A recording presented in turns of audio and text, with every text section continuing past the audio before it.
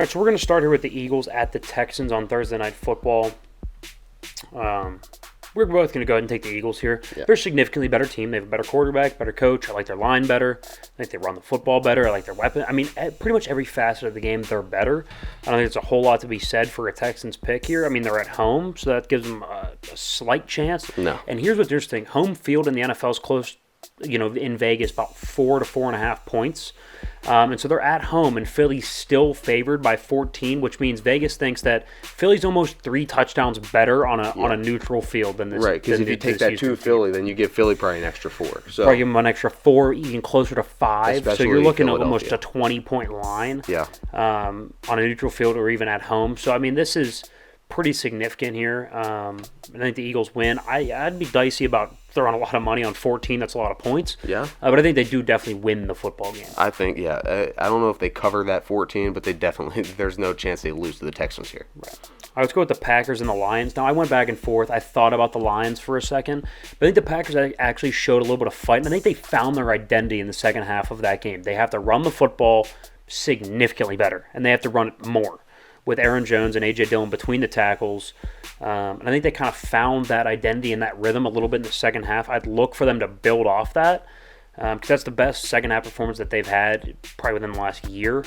I'm hoping they'll build off that and probably carry it into this Lions game as well. I think they probably they will end up doing that. The thing with the Lions is just now they lose T.J. Hawkinson, so trading him, you're losing a really reliable target that got a lot of targets. And Amon-Ra St. Brown's been in and out of the lineup with injuries, so that's tough. He's been questionable almost every single week, it seems. Yeah, I think he's dealing with like a concussion, some sort of head injury right now. So yeah, that's tough. Yeah. But no, I don't see the Lions. This is not their game where they're going to step up and beat Green Bay, who's just big brothered them for years. Yeah.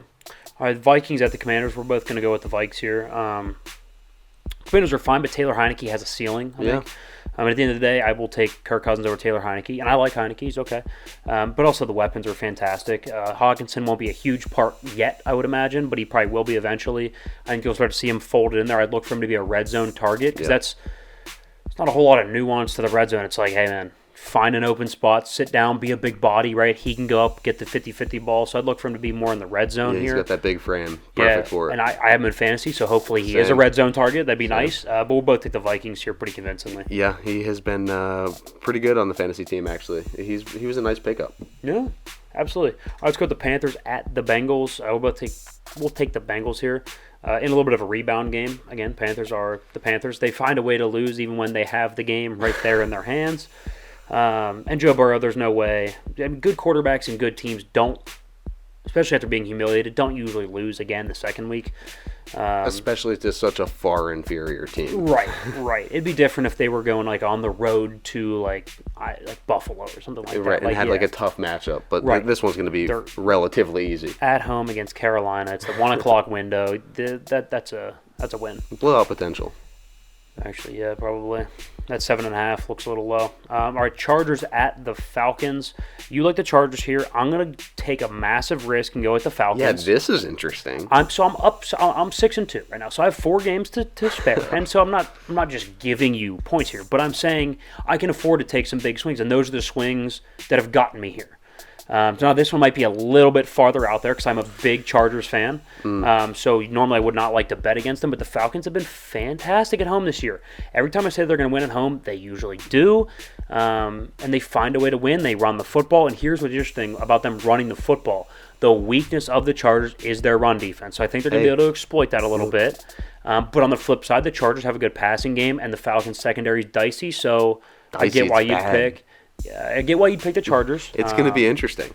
That's interesting. It's an interesting pick on my part, but we'll see how it goes. When you said Atlanta, I was shocked. I thought you were just playing for a second, but you were not. You said that on the show. Wow. We're going with it. All right, Atlanta for you. Huh? Yeah. All right, Colts at Patriots. So you're telling me that Sam Ehlinger in his second start is going to go to Foxborough and beat Bill Belichick. Yeah, that's not happening. The Patriots are going to win and probably roll here. I'd look to bet that 5.5. All right, the Bills at the Jets. Buffalo's actually by 13 here. That's a pretty large spread. Especially against the Jets, they've been pretty good. Yeah, the Jets' defense has been solid, but without Breece Hall, without a steady running game, you saw Zach Wilson against Bill Belichick last week. It was ugly. Just as predicted, though. just as predicted, and I'm not saying McDermott is Bill Belichick, but he's also been fairly successful against young quarterbacks. He's a defensive head coach, so I'd be lying to sit here and tell you, I think Zach Wilson and the offense will be in great shape this week. I don't believe it. No. I think the Bills are a much better team. I think it's a convincing victory for them. Yeah, without the running game, it's just really tough for the Jets. That was kind of their heartbeat of the team. Right. All right, Dolphins at the Bears. We're both going to take the Dolphins here.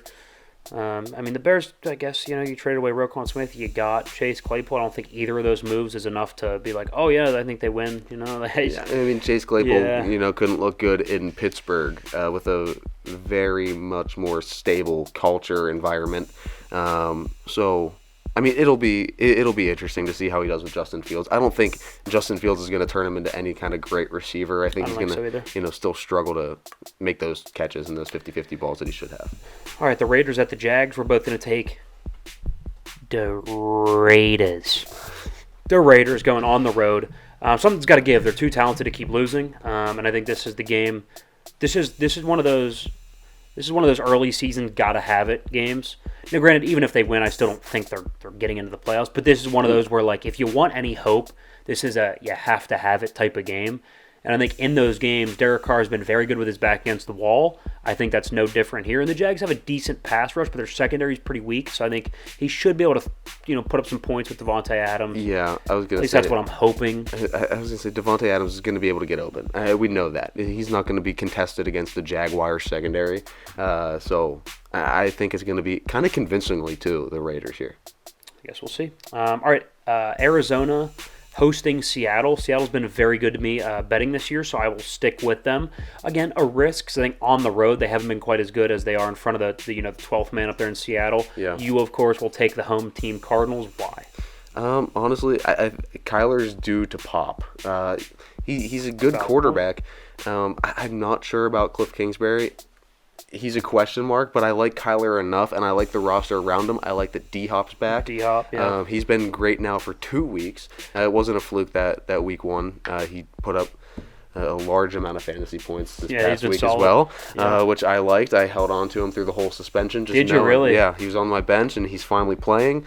So that feels good. I just like what Arizona kind of has going and what they have the potential to be.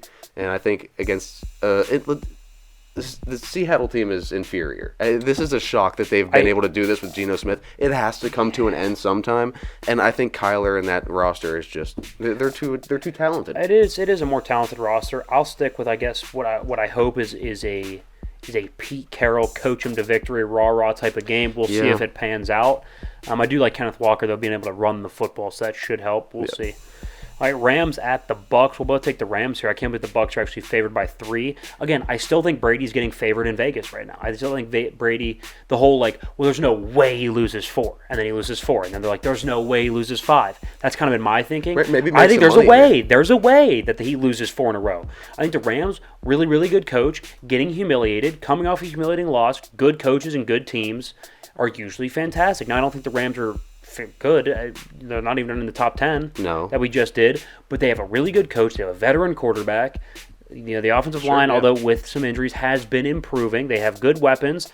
Another week back for Van Jefferson. Allen Robinson starting to emerge. I think that's a win for the Rams. Yeah, I don't see Brady being able to rebound right now. He's on a downward slide, and the team around him isn't helping him out at all. Nobody's playing really well in Tampa, so...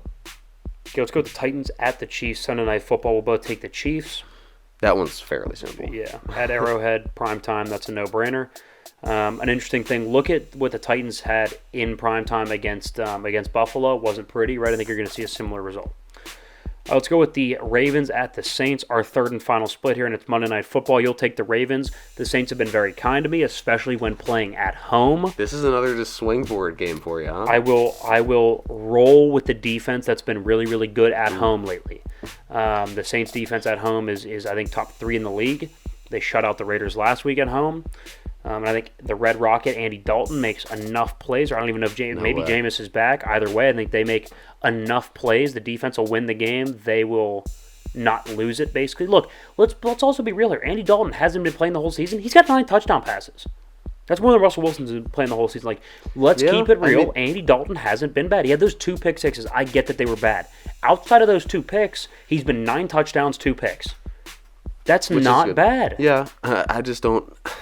It's Baltimore. I agree. I think Baltimore's a significantly better team, and I think over the course of the year, I mean, like what we had them at, I think 5 or 6. I think we had them at 6 in our top 10. I think they're a fantastic team. I think that's a tough spot going on the road to New Orleans. All right. Well, let's see if your swing for the fence method works out for you this week. I hope so.